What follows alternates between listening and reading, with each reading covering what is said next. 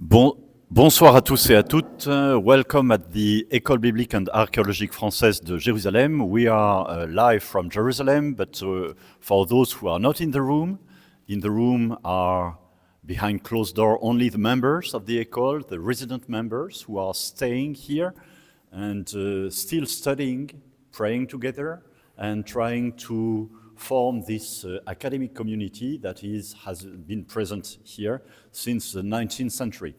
This is not the first war facing the École, and we hope that we will be at the level of our predecessors. So tonight we've got good hope for that, since we have a bright scholar, Friar Jakub BLUJ, who is from the province of Poland, and a doctor of Old Testament from the École biblique. And now, Jakub, you are going to introduce us to a metamorphose. And for those who are abroad, if you want to support the École biblique, don't hesitate. Feel free to make a donation. You can find all the necessary elements on our website. Thank you very much. Enjoy the conference.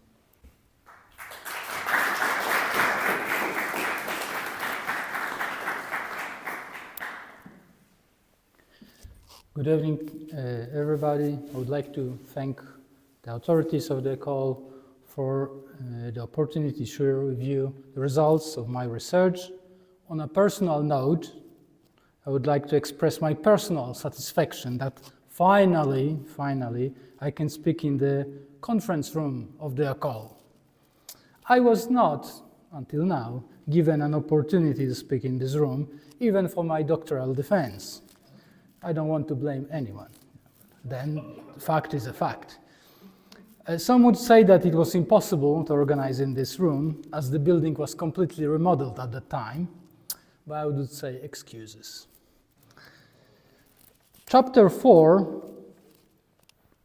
of the book of Tobit contains a series of advices from the Tobit to his son Tobias. Don't worry, we'll go to the Ben Sira in a moment. That's an introduction. One of those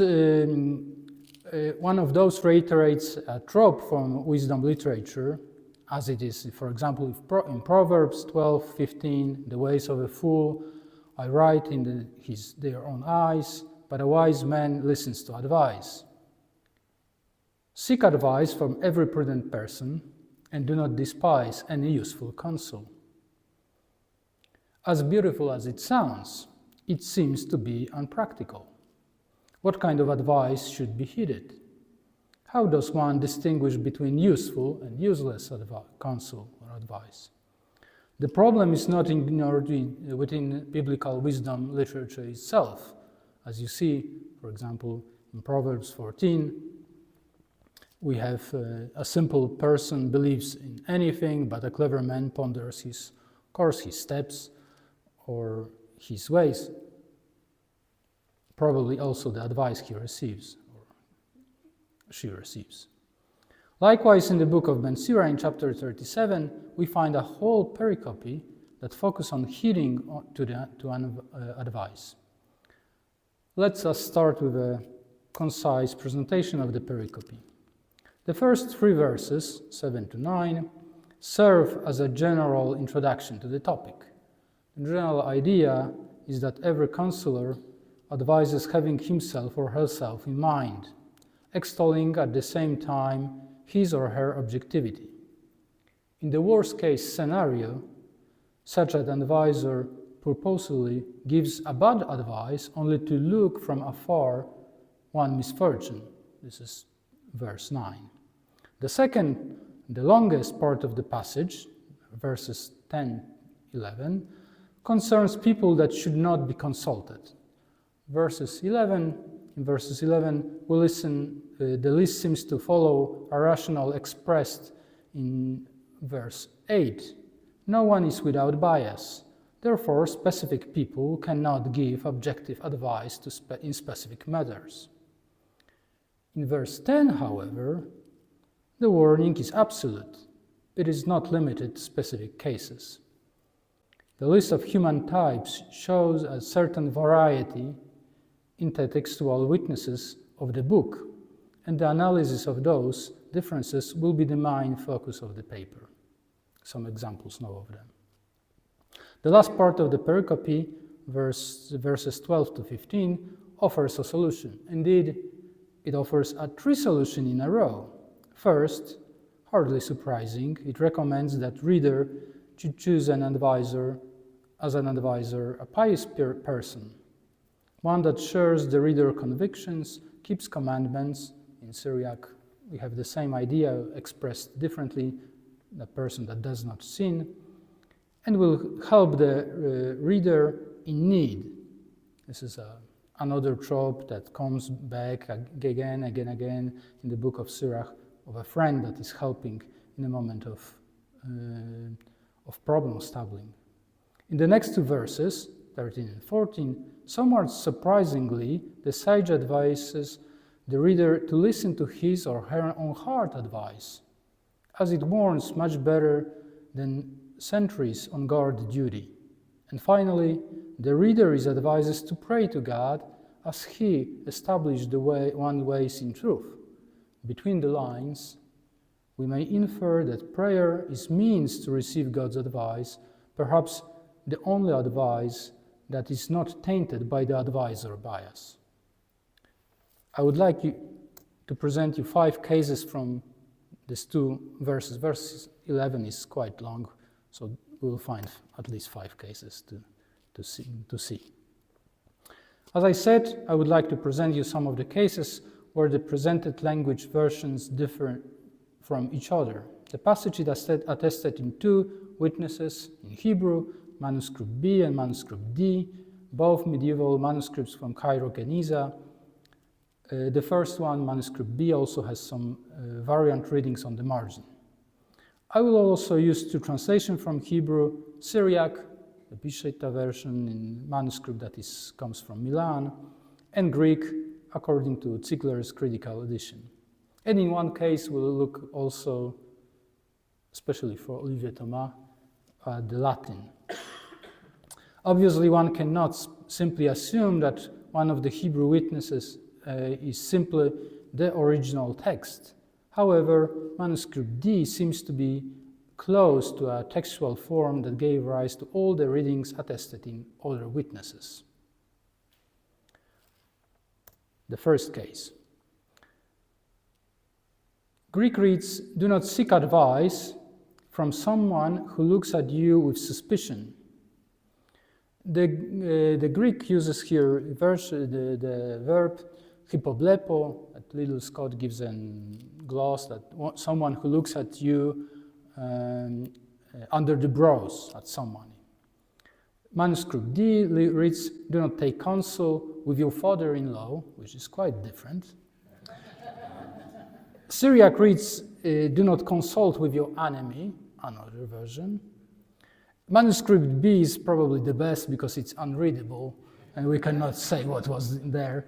But what we can say that it had a version on the margin, which we cannot see as well because we see only the top of the line and we have some small circle above that is a sign, manuscript B, that something was on the margin, but we don't see the reading. The reading of manuscript D is the most surprising one.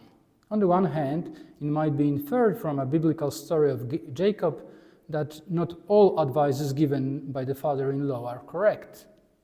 On the other hand, also biblical story, Moses, another biblical hero, followed Jethro's advice with success, at least in one tradition in the Pentateuch. So let us note the peculiar choice of the word in Hebrew. In biblical Hebrew, the noun ham is used only 4 times, always with possessive suffix, in 2 stories, in Genesis 8 and in 1 Samuel 4. What seems to be difficult, at least to some researchers, is that in the Hebrew Bible, it always refers to a father-in-law of a woman. But in Syriac 37:10, the addressee is presumably male, as all verbal forms and suffixes are masculine singular. However, in other West Semitic languages, cognate words are used to refer to also a man's father-in-law, and it is also the case in post-biblical, rabbinical Hebrew. Another reading of the same verse would be if one considers that the word is alone, is not a Hebrew word, but is a loan verb from Aramaic. And indeed, there is a very well-known third week verb, hama, hami, that means to see, to observe. The form, therefore, the one that is seen, hamicha, would be a participle with an objective suffix. The solution would be that we will explain the version preserved in Greek. Someone who looks with suspicion. Do not consult somebody who looks at you. That would be the rough translation of if we take it as a loan word from Aramaic. As well, two variants of vetus latina depending on Greek. Cumeo cum tibi insidiatur, or cumeo qui suspectum te habet.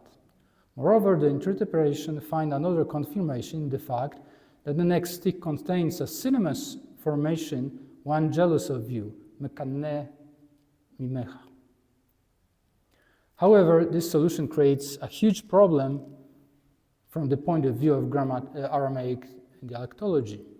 Moreover, in 3 cases that the Hebrew Bible might have used this Aramaic word, there are conjectures in Psalm 19, 76, and in Jeremiah 13, 22, none is convincing. The first 2 evidently refer to heat. In Psalm 19:7, God's gaze from heaven is compared to probably sun's heat. Nothing escapes his heat. En nistar mechamato. In Psalm 76:11, heat or wrath of even the greatest warrior has to yield when God girdles himself with heat. Finally, I will not go into Jeremiah 13:22, because I would have to blush, and I refer you to Łukasz Popko's article in Revue Biblique 117 from 2010. In the Vetus Latina, the verse hides yet another problem. Some manuscripts preserve a variant reading, noli consilare cum socero tuo, that besides the readings of the stich already mentioned. This variant agrees with the first interpretation of the Hebrew text, that is, father-in-law. Yet there is not even one Greek witness that could explain this translation. Additionally, Vetus Latina put this verse at the very beginning of the pericope, between verses 6 and 7, which is not indifferent and indeed nonsensical. Smend sees the verse as in the form of the expanded Greek text. In my opinion, it is much more probably that the peculiar Latin reading is a partial revision to bring the reading closer to apparent Hebrew meaning. The misplacement can be explained as a marginal note, a correction written on the margin, that has been incorporated into the text in a wrong place, or simply where there was some free space at all.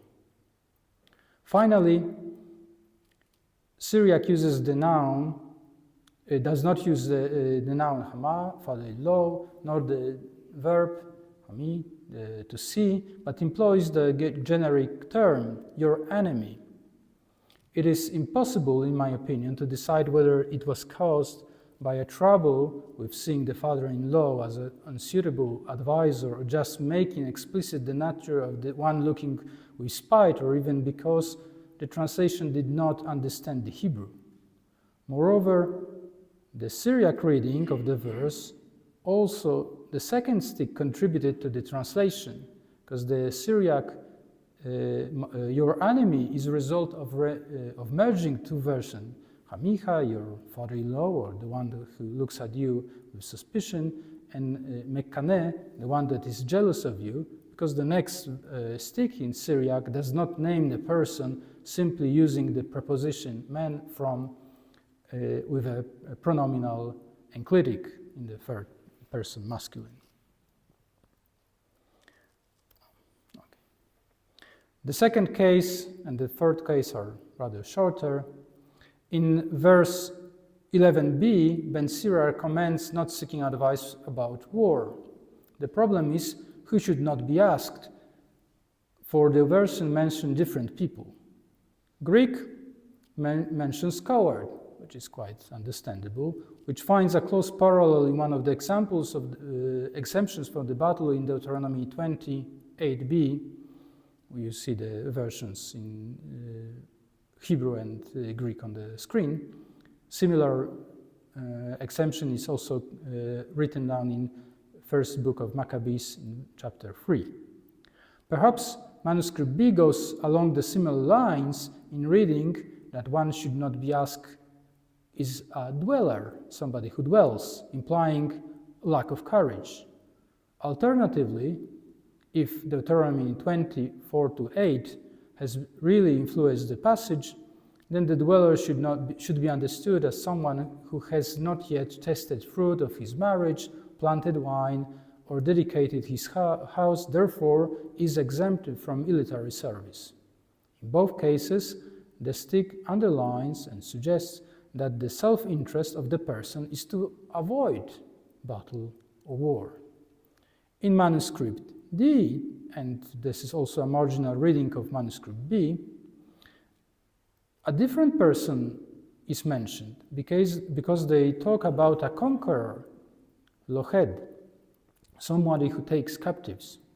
In this version, the optic is completely opposite. The conqueror is precisely a person who wants to go to war because of spoils of it. It seems to me that the two versions cannot be reconciled as two translation techniques. They belong to two different textual versions. Even though Syriac does not translate faithfully any of those, its reading with enemy do not debate seems to interpret the conqueror, loched, as an adversary overlooking all militaristic overtones and not even mentioning battle or war, present in all other variants. In the first stick of the same verse, the Syriac transformation goes even further. Greek and both Hebrew manuscript agree the reading with woman, wife, do not consult with regard to her rival wife, about her rival wife. Although Hebrew uses a unique word, tzara, attested only in 1 Samuel 1:6, Greek has no problem to render it idiomatically, antizelos. Also a rare word that occurs in the Septuagint only in Leviticus 18:18 and in Greek Syriac twice in this chapter and chapter 26. The Syriac translator, however, made something unexpected. He, and I assume it was he, completely forgot about the topic of the pericope, whom should not be consulted, and gives a warning: with a woman, do not commit adultery with her. Perhaps I'm trying to save something unsavable, but the reading may be due to a lack of understanding of the source text.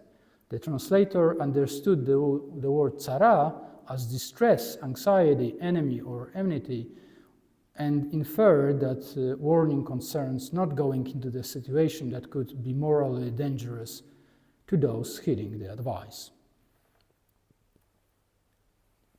Case number 4. The next example is proof that the library of École biblique is a dangerous place. This morning, I was reading a book, not preparing this presentation, when this example came up. I had to add it to the presentation, therefore. It's in that kind of danger that happens in the library. In verse 11e, according to manuscript D, the warning reads, with a wicked person, do not consult, of course, with a wicked person about charitable work. In that way, Ishra is characterized as a person that has no dealings with charity. However, manuscript B has a different variant that is ambiguous. First three words and the last word are the same as manuscript D. first three and the last one, as you see. However, the preposition is written differently. We have al or el or al, depending on whether we write it in aleph or ein. This kind of mistakes happen all the time in the manuscripts of biblical manuscripts, and also does not really surprise us here, but it can have a very serious consequences. But the form that was used in the manuscript D, that was probably to be read like gemilut, is written differently. It can be a form of interpret differently. Ray Raymond, in the critical edition of the Hebrew manuscripts of Ben Sira, treat it as a tagmul, which appears only once in the Hebrew Bible in Psalm 116 in verse 12, which is a benefit. It also appears later in the medieval Hebrew. They leave also the open possibility to seal the whole expression as prohibitive, which I think is the case here, at least when we read the preposition not as a preposition but as a negation. That would be reading al tigmal, do not give back, do not pay back. It seems to me that the translator, the Syriac translator, had the same version and understood it in a similar way. Yet remember, this time he did, about the form of the passage, and he translated, do not consult with an evildoer in order to do what is fair and beautiful. Then there would be, do not form a coalition with somebody to do even something beautiful with somebody who's not worth doing it with. And this is the danger part when it appears. Stephen Long presented yet another possibility. He observes that in Greek readings, meta baskanu peri Eucharistias, with somebody envious about Thanksgiving, on basis of the occurrences of the adjective baskanos and its cognate word baskaino in Greek Sirach 14 in verses 3, 6, and 8. All the pericope of between verses 3 and 19 are analyzed early in his book. He suggests another possibility, namely that Ishra is not a general description, an evil man. Rather, he sees it as a shorthand, an abbreviation from Ish-Ra-Ain. That is happens, the similar expressions of the same expression is manuscript A1410 and, 14.3, in similar expression is in verse 10. In the context of Syriac, it makes sense to see here a reference to practice of giving back charity. However, it is similar to showing mercy, not for anyone, but only for those who are like those who are showing mercy, in chapter 18, verse 13a, as I have argued elsewhere. This is the Ishra, would be understood as a Ish-Ra-Ain, that is means man with an evil eye, which is not a reference to something magical practices or anything like that, but it is a person that is miser, that does not want to give charity to the other and does not want to take care of anyone. We have this expression. It appears first, I think, in the book of Proverbs in chapters 23 and 28, but then it is taken over many, many times in the rabbinic literature, and I think, I read that, so I agree with that. So that it's also in some saying of Jesus, it is a background of some saying of Jesus. The final case is in verse 11 in the sticks G and H. Let us have a look at this verse in manuscript D, which is partly confirmed by the reading of on manuscript in the margin of manuscript B. The text reads, "Do not consult a hired worker, poel sakin, about work. Do not consult one-way worker, sakin shana, about produce of seed." In the margin of manuscript B, we have about finding seed, which seems similar. The message conveyed is quite clear. Someone who is paid to work for 1 year should not be consulted about something that exceeds this period of time. Having that in mind, let us look at the version, probably secondary in part, kept in manuscript B. Do not consult with a sluggard, we have poel shavé, about his work. Do not consult with one who keeps nothing, shomer shane, about one who brings out evil, motzi ra. In verse 11g, the version preserved in manuscript B is no longer qualified worker as a hired, but he is worthless, or somebody who does nothing, idle worker. Or, let us not forget about this possibility, someone who does the seed. These are the possible spectrum of the meaning of the word shavé. I think that poel shavé is the more original reading. It makes sense to talk with a seasoned worker about work, but it does not. But to do that with someone who does nothing, it would be a loss of time. Interestingly enough, the reading of marginal reading confirms the version of manuscript B, not that of manuscript D, which is usually the case. Also, Greek version agrees with manuscript B, strongly suggesting its originality. The reading of verse 11g in manuscript D is an attempt to harmonize two sticks with a similar motive, namely that of hired worker. A series of really interesting changes is visible in the following stick, that is 11h. Firstly, the noun motze, or motza, from the root yatsa, was interpreted as a participle of the verb matza, to find, somebody who finds. But the meaning finder, the one who finds, was not suitable, therefore, by a mere addition of one little stroke of yod, it was changed into hifil participle of a different verb, yatsa, going out of the, or maybe it's going back to the original root. The action results in a translation, someone who brings something forth.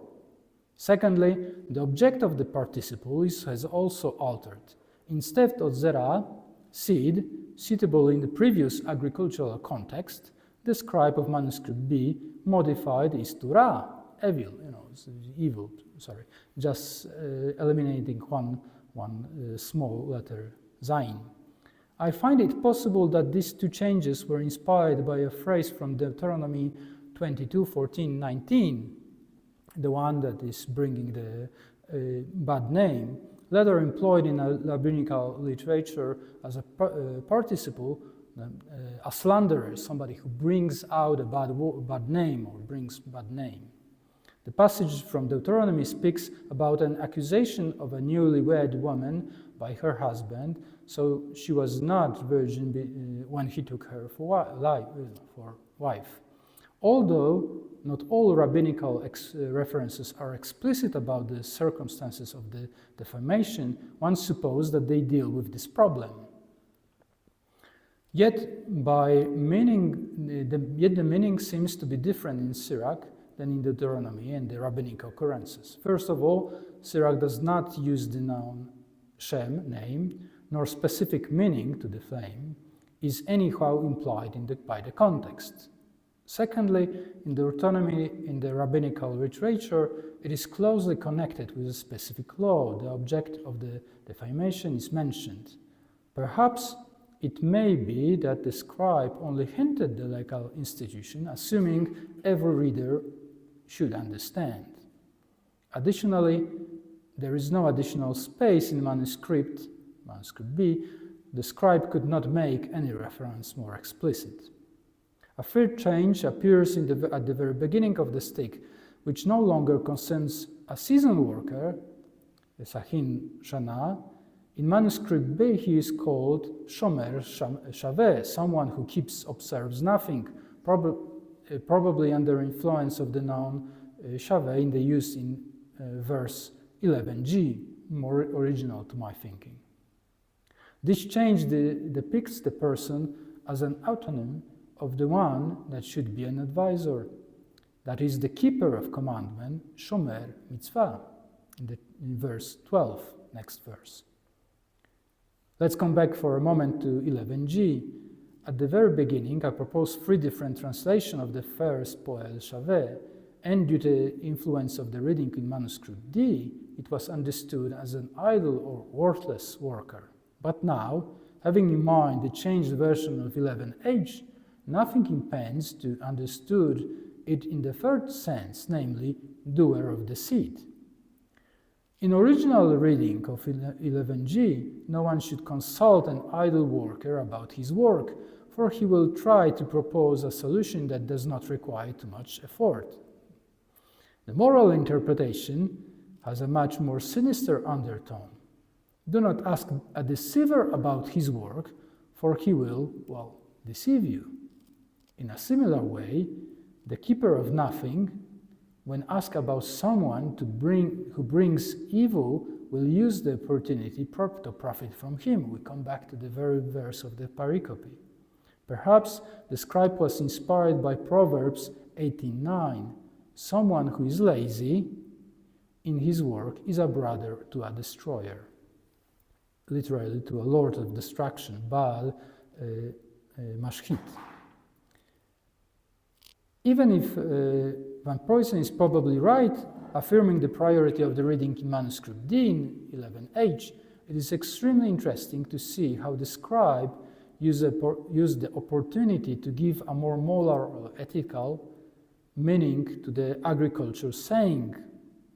It is even more fascinating, at least for me, to see that he achieved this only by a couple of strokes of his stylus, or, for that matter, not doing them. Translation is often an onerous task. Even more so if the source text uses words that are common.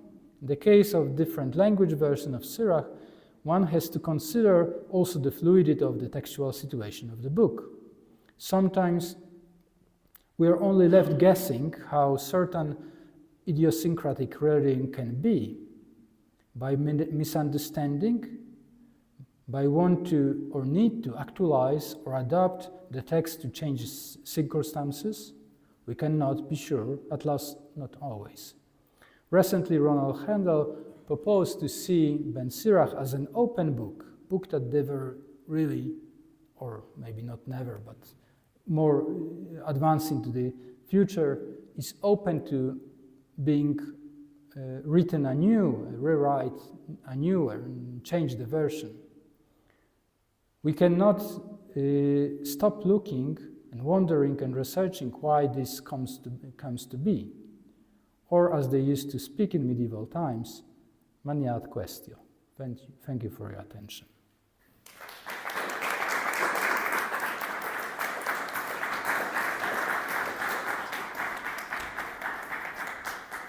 Thank you very much, Jakub, and we are very lucky since we didn't have any alerts during your presentation. So now we have time for questions. I will not design anybody, but who wants to start taking the floor? Not the one who was mentioned, I hope.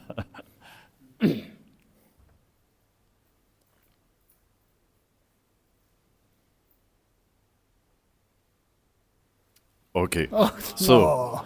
we respect the tradition with Lukáš with the first question. Could you provide us with the... You have some idea about reconstruction, Lectio Difficilia, certain sequence of events. Can you resume it once more, please? And To which case? The last case?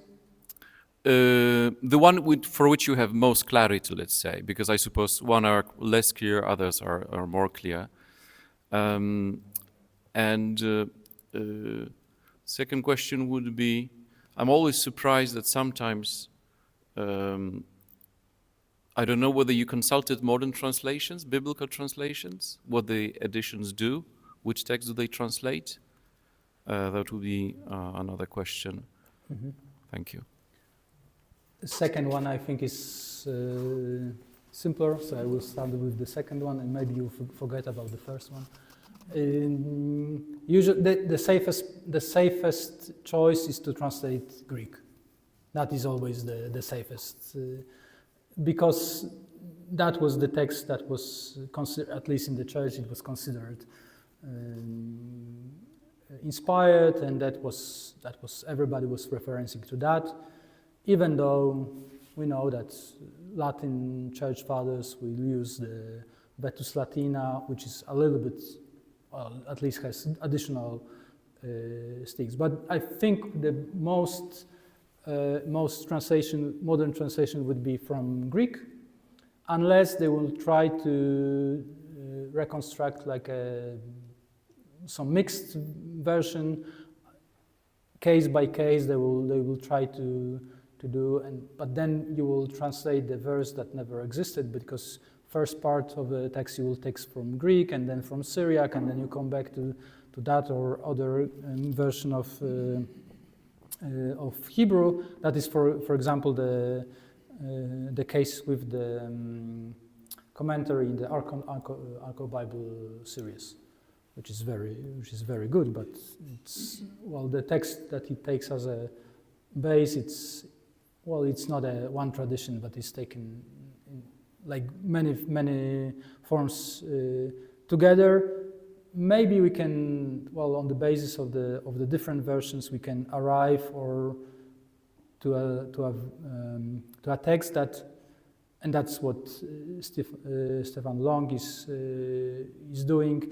It's more or less, this is the idea that stays behind the text, but never we can be sure about a specific lexeme choices that the Ben Sira used, unless we will have everything is the same in all versions that we have. So normally, I think the version would the starting text for the translation would be Greek, but maybe in the better when we have more possibilities, that the best way would be to put them into columns when we have different texts, especially when we have longer text in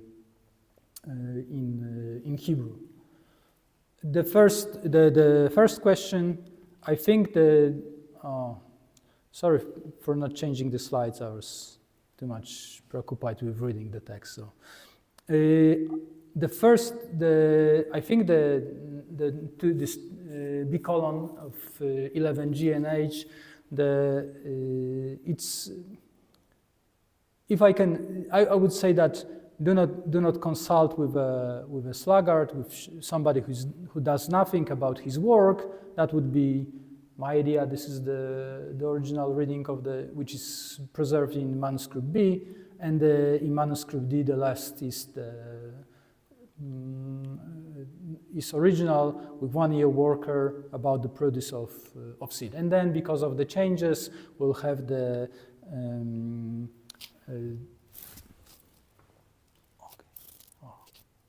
okay. This verse, this word has influenced the previous stick, so it happens to appear here in manuscript D.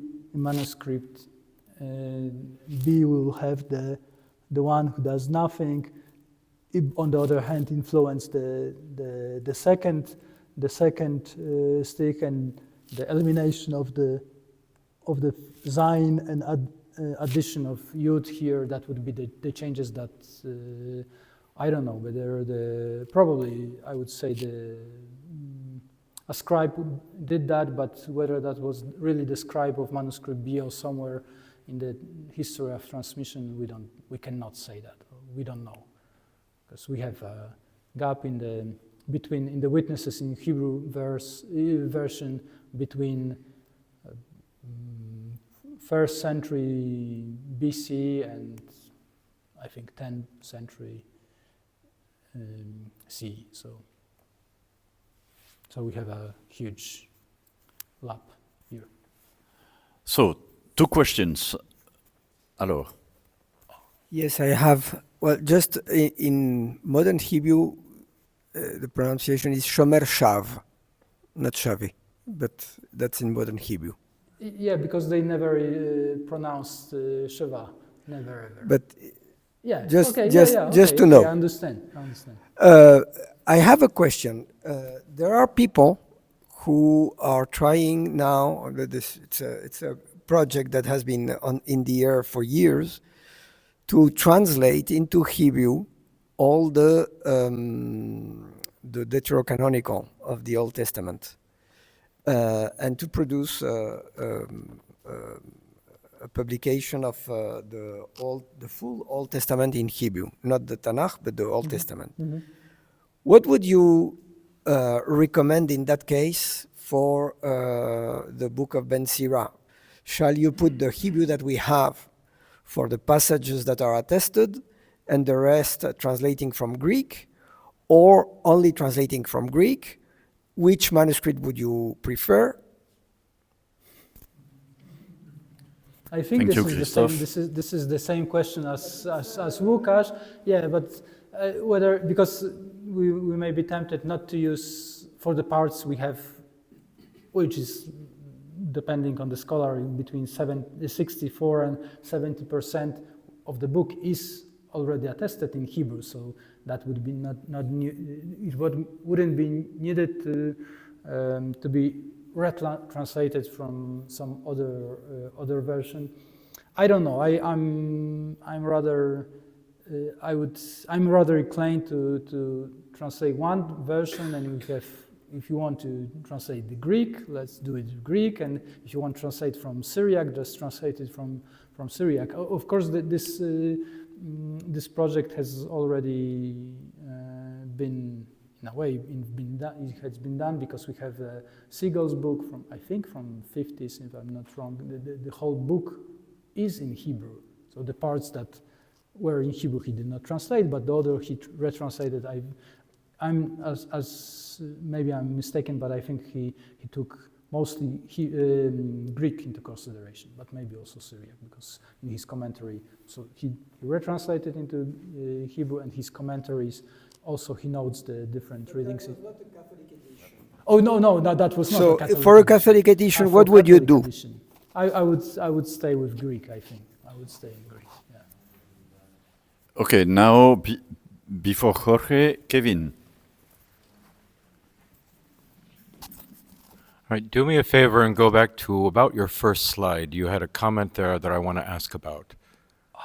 First slide. I think it was the first. Okay. This one? Okay, no, keep going. Forward. I'm looking for it. Next. No, go forward. I'm sorry.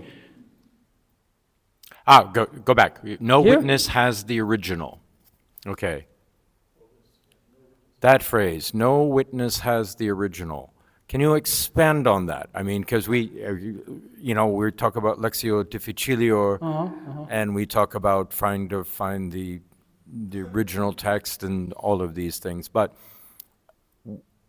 what do you mean by that? And how are we to interpret that? Okay, that you cannot just take any of the there are only 2, or even if you take the original readings in the manuscript B, you cannot just take them and say, oh, this is the words that Ben Sirah wrote in 2nd century BC, and that's it. And the other one changed, because I think all of them had some changes in their formulations. Okay, so what you're saying is you can't take manuscript B and say that this is the closest we can have to the original. You cannot take manuscript All of them B are or derivative. manuscript D for that All right. that passage, yes.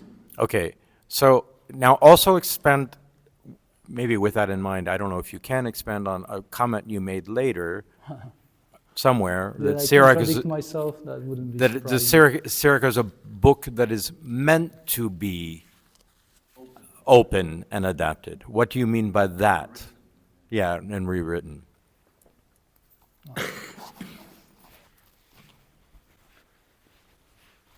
That was the point of Ronald Handel, I think, if I pronounce it correctly, sorry if not, that some kind of books, when they are translated or even transmitted, are just welcoming to expand on them. And I think that the status of the book of Ben Sira also helped with that, but he gives two examples. Of course, he gives example of Ben Sira. He gives example of Greek proverbs, and he also gives example of modern English literature. I think of poems of Whitman. I think I will point you to his article, and I think you will find it interesting. And that what's his idea was that everybody who was reading or transmitting or copying or translating, because this I wouldn't say that they are very different processes, so would feel free to add and adapt and actualize to his own circumstances that he stays, or what he or she thinks that the text is saying, or could be saying, should be saying, whatever. Yeah, that's what I meant. That also, and I think we see that in that example, especially in the G age, this big column that were really like we are quite far from the beginning. I think the beginning was that agriculture and the economics that treats they don't expect anything from the one that does nothing and so on, and the other one is very like moralistic and about doing evil and so on. It has nothing to do with crops and so on. Okay, we still have some time. If somebody wants to ask a question, Jorge, you had a question? No? Okay. Pierre and Émile?